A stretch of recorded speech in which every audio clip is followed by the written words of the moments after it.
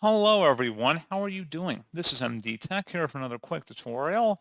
In today's tutorial, I'm going to show you guys how to install and set up your HP OfficeJet 4650 printer on your Windows device. So this should hopefully be a pretty straightforward process here, guys. And without further ado, let's go ahead and jump right into it.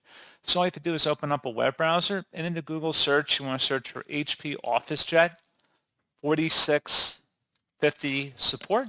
Go ahead and search for that. One of the best matches should come back with an OfficeJet 4650 all-in-one printer series link here. Go ahead and select that. And now go underneath the support category and select software and drivers. And then scrolling down, you want to select the HP Easy Start Printer Setup software. Go ahead and select download. And then open up that file to run it. Give it a moment to extract onto your device.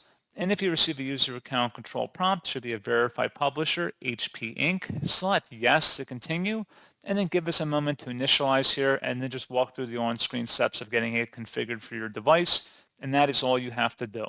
So pretty straightforward process, guys, and as always, thank you for watching. I do hope that I was able to help you out, and I do look forward to catching you all in the next tutorial. Goodbye.